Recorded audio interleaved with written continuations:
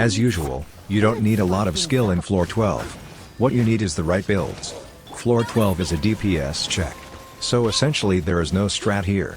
It all comes down to spam elemental skills and elemental bursts. One thing worth to say is that Noel's elemental burst is useful for dealing damage to several enemies. Also, the team that I brought in this half takes advantage of the Geo Resonance, because these two Rift Hounds that you see here are super tanky. I found that the faster way to defeat them is focusing and recharging Noelle with Traveler and spam her elemental burst. Don't try to recharge Lisa's ult, it is slower. Also use Baron Bunny to keep both Rift Hounds together. If you survive this half with around 4 minutes left, then you made it, because the next half is easier. Leave it all to me. In these team, Barbara has the Ocean Hued Clam set, which produces a ton of physical damage with a bubble. The only thing you need to do is spam elemental skills and burst while you heal a lot with Barbara and produce the most amount of physical damage with the bubble. And, of course, survive.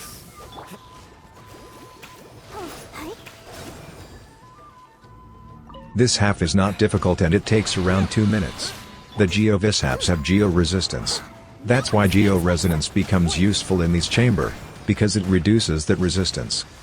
Also, the Blessing of this Abyss, which produces physical damage when you collect a lot of crystal shards, is useful here. Basically, just Hunga Boonga and survive.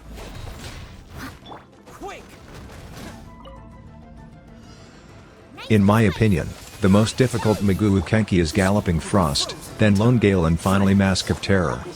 I tried to take care of them in that order, but the Mask of Terror one died earlier. Now, in this chamber you rely a lot on Barbara's physical damage, so most of the time your aim is healing and survive.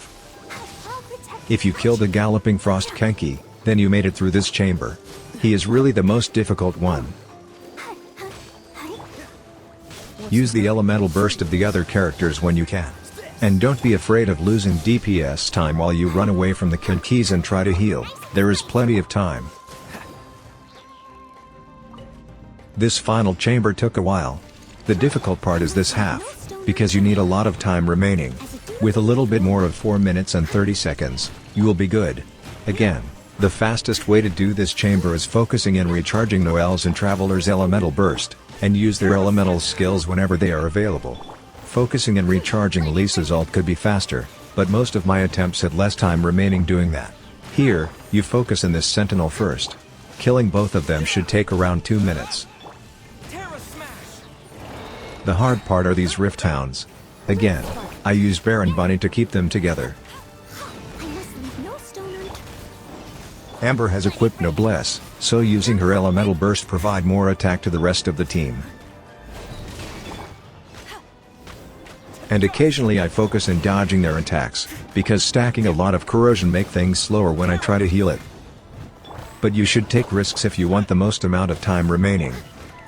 The true challenge is this half. If you made it through this one with enough time, you can consider yourself in the other side. Like most of the other chambers, in this half you only need to survive while you heal and use elemental bursts. There is not a lot to say here. Genshin is not a game where skill plays a major role. It all comes down to what are your teams and how you build them. Skill is only required when you have a bad team or build.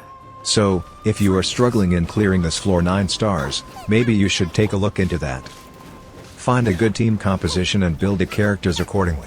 Also, you need to have patience to farm the required materials.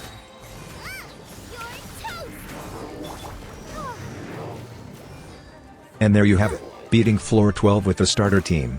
I usually do these runs each time that there is a new Abyss rotation. Subscribe if you want to watch more runs like this. Like the video and comment if you feel like doing it, it really helps to support the channel. Thank you very much and see you next time.